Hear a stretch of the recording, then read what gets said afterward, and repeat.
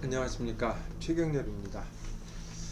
오늘은 논어와 공자 이해를 위한 배경이라고 할까, 논어가 웬만큼 진행이 돼서 본격적으로 이해를 좀 더 심화시키려면 배경에 대한 약간의 설명이 필요할 것 같아서 특강 내지 보강하는 수준에서 얘기를 한번 해보겠습니다.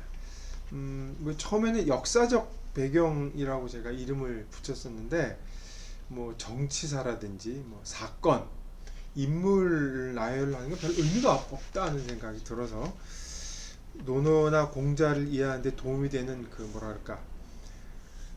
개념을 중심으로, 여기 지금 중국사 강의가 아니기 때문에 우리에게 필요한 부분만을 한번 얘기를 할까 합니다. 춘추 시대부터 아마 시작을 해야겠죠. 근데 춘추 시대는 보통 이제 기원전 770년에서 464년이다. 한 300년 약간 넘는 시간인데, 공자는 그거 마지막 1세기에 이제 자리를 하고 있죠. 춘추시대 말기를 산 사람인데, 이 춘추시대라는 그 말은 춘추라는 책에서 유래를 했죠. 그 춘추라는 책이 다루는 시기는 그러니까 BC 771년에서 481년까지로 춘추의 전 시기를 거의 커버하고 있어요. 이건 노나라의 편연체로 된 노나라의 일종의 그냥 간략한 역사서인데, 공자 사후에 춘추 좌전이라고 하는 책으로 이제 주석이 붙은데 가장 유명한 책이죠. 그거를 보면 춘추 시대에서 우리가 비상할 정도로 자세하게 알 수 있습니다. 굉장히 중요한 책이고, 역사서 책으로뿐만이 아니고 춘추 좌전 말입니다. 문장이 워낙 좋아서 서사학이나 한문 공부하는 사람 춘추는 마지막 단계로 반드시 읽어야 돼요. 뛰어난 책이라는 것도 아마 기억할 필요가 있겠어요. 공자가 마지막 춘추 시기를 이제 살았는데, 요때 벌어진 이전에 벌어진 공자 직전에 벌어진 몇몇 춘추 시대의 역사적 사건 그리고 여파가 이 공자에게 기억할 만한 의미를 남겨주었고, 그것이 논어에서 상당히 추상화된 형태, 정제화된 형태로 이제 반영이 되어 있습니다. 이제 첫 번째로 얘기할 게 주나라를 얘기하지 않을 수 없는데, 춘추 시대를 이해하는 핵심에는 주나라의 쇠퇴라는 큰 문제가 그림자를 뒤르고 있습니다. 주 왕실의 몰락이라는 기본 전제를 이해하지 않으면 춘추 시대를 이해하기가 상당히 어려워지는 거죠. 춘추 시대 전반에 걸쳐서 주나라 권위는 계속 쇠퇴를 거듭했죠. 그래서 공자가 살 시대에 오면 거의 주나라는 유령 같은 존재로 겨우 명맥만 남아있는 상태였습니다. 근데 거꾸로 보면 당시에 새롭게 부상하던 강국 중에 어떤 나라도 자신의 힘에 의지해서 주나라를 대체한다거나 자신의 실체를 부각시키는 행동을 전혀 하지 않았어요.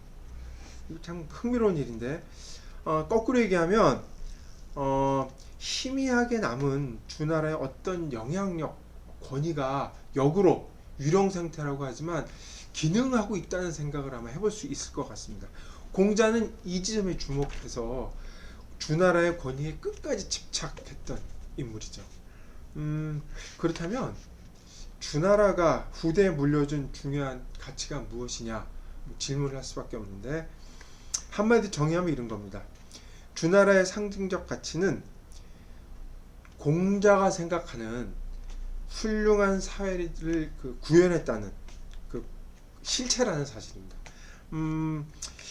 아마 주나라 초기에 통일을 이룩하고 나서 상대적인 안정을 이룩했는데, 이것을 이상화한 것일 겁니다. 아마 그러니까 이미지로서의 주나라가 갖는 어떤 실체성, 이것이 후대에 강력한 영향력을 행사하게 되는데, 이게 이제 공자한테 특히 중요했던 것은 단순히 아이디어, 이데아 이런 문제가 아니라 역사적 실체였고 증거였다는 게 특히 공자가 거기에 이제 몰두하게 만들었던 거죠. 후대에 가서는 맹자가 이 주나라를 정전대를 통해서 어떤 이상적인 사회인들을 재구성하게 됩니다. 그 재구성하는 모습은 어떻게 되느냐, 상당히 낭만적인 모습이죠. 구체적으로 농민 사이의 협력, 평등, 그리고 중요한 건 의례를 통한 단결, 그리고 이 사람들과 조화를 이루면서 잘 통치하는 사대부 계층의 존재, 후대의 낭만화된 모습이에요. 그만큼 맹자 시대까지도, 전국 시대 가면 완전히 주나라의 이미지 사라지는데도 불구하고 그 명맥을 유지한다는 거죠. 이런 사회상을 한마디로 줄여서 사상과 관련시켜서 얘기하면 천명이라고 얘기할 수 있습니다. 주나라 사람들한테도 최고신이 있었는데 은나라 사람들은 이거를 상제라고 불렀어요. 인격신으로서 상제라고 불렀는데 주나라 사람들은 이 최고신을 천이라고 불렀습니다. 근데 주나라가 은나라와 달랐던 지점이고 또 중요했던 부분은 자신들 주나라의 왕의 계보를 은나라처럼 하늘과 연결시키지 않았다는 겁니다. 지금으로 너무 당연한 것 같은데 당시로서는 완전히 새로운 획기적인 생각이었습니다. 왜 그러냐? 이 말을 주나라가 천명을 받지 않고 천명은 누구의 편도 아니라고 하는 얘기는 뒤집어서 얘기하면 주나라의 미래도 불안할 수 있다는 것을 충분히 인식하고 있다는 얘기예요. 우리도 뭔 문제가 생기면 넘어간다는 거죠. 천명이라는 게. 이 천명이라는 거를 인간의 언어로 번역하면 예와 도덕이 됩니다. 그러니까 한 왕조가 예와 도덕을 잃으면 다른 왕조로 넘어간다는 거죠. 이거를 이제 주공이 적용해서 직접적 발설을 했다는 거죠. 중요한 얘기입니다. 이 한 나라가 도덕성을 견지해야 된다는 이 생각은 후대에 강력한 영향을 미쳐서 그 왕조 시대 몇천 년 내내 명분이든 아니든 왕조는 계속 도덕성에 고민하고 전전긍긍할 수밖에 없어요. 도덕성의 비판을 받을까봐. 이 정도로 이게 강력한 영향력을 행사한 거죠. 결국 우리들은 지금 우습게 보일지 모르지만 왕조들이 도덕성을 신봉했던 건 단순히 그냥 일종의 레토릭만은 아니었다는 걸 여기서 이해할 필요가 있겠습니다.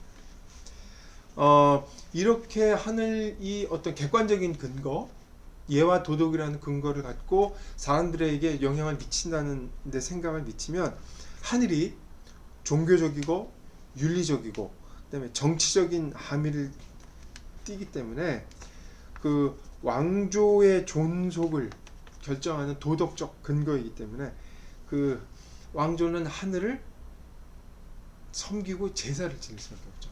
공자가 하늘을 얘기할 때는 이런 포괄적인 의미에서 아마 얘기했다는 걸 충분히 기억할 필요가 있을 듯 싶습니다. 통치자들은 하늘을 섬길 수밖에 없었고 이는 국가의 그 주요 의례로 정착을 하게 되죠. 공식 행사로. 그리고 또 단순히 그 하늘에 대한 제사뿐만이 아니고 하늘을 포함한 자연신 그리고 조상에 대한 제사, 그리고 이게 굉장히 중요해지고 무엇보다 중요한 것은 제사를 올바로 수행하고 적절하게 실천하는지는 통치자의 적이 적이 아니라 통치자의 덕을 측정하는 중요한 판단 기준이 됐다는 생각입니다. 제사가 그 당시 국가의 핵심 활동 중에 하나였는데 이와 관련되는 그 조상 숭배도 언급할 필요가 있습니다. 조상은 우리는 보통 조상이 후손들에게 복을 준다, 기복신앙 여기까지만 얘기하는데 더 중요한 것은 조상의 영령들에게 제사를 지냄으로써 하늘에 계시는 그 조상들이 천의 그 목적이 우리에게 계속 실현이 되고 우리에게 그 좋은 영향을 미치도록 조상이 도와준다고 믿었다는 사실이에요. 이게 더 중요할 수 있어요. 제사 지내는 목적은. 그러니까 뭐 되풀이하건대 제사를 단순히 뭐 봉건 시대 형식적인 의례라 이 정도의 끝이 문제가 아니라는 걸 강조할 필요가 있겠습니다. 시경에 보면 귀족들이 그 조상 숭배를 하면서 그 제사 지내는 모습이 자세히 묘사가 되어 있는데 그 시선에 담긴 애정을 찬찬히 생각을 해보면 제사라는 그 형식이 신성한 사회적 조화 그리고 축복을 보여준다는 면에서 그 이상적 사회가 실현된 그 구조의 힘을 우리가 감지를 할 수가 있습니다. 특히 주나라 사람들은 제사라는 의식과 조상이라는 영령이 있으면 제사라는 의식에 더 방점을 뒀습니다. 그래서 이 제사라는 격식이 되게 이 정교하게 만들 수밖에 없죠.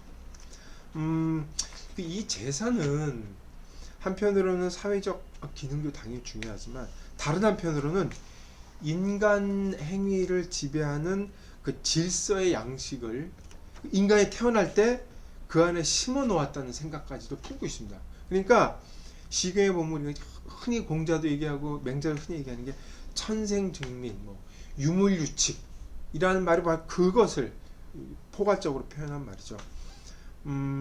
인간은 태어날 때부터 하늘이 준 도덕적 씨앗을 갖고 있다. 근데 여기서 한 걸음 더 나아가서 생각을 해볼 필요가 있어요. 군주와 제사, 그 다음에 국가, 그 다음에 인간에 대한 그 도덕적 질문을 우리가 이제 생각하지 않을 수 없게 됐는데, 하늘은 주나라라는 이상적 질서를 실현시킨 적이 있습니다. 또 군주는 제사를 통해서 그거를 격식화했고 충분히 유지하리라고 다짐을 했어요. 또 백성들은 이런 사회에서 한 경험이 있습니다. 그런데 왜 인간이 이것을 다시 그 상태로 돌아가지 않으려고 하는 것일까? 왜 도덕적 씨앗이 자기한테 있는데도 그 선을 실천하려고 하지 않을까? 이것은 개인의 윤리적인 문제이기도 하고 사회로 확대하면 정치 문제이기도 하는 것이죠. 이게 논어를 이끌어가는 전쟁을 하는 중요한 사고방식 중에 하나입니다. 근본 딜레마이기도 하고 좀 더 확대하면 지금도 문제가 될 수 있는 사고라고 생각을 해볼 수가 있겠습니다.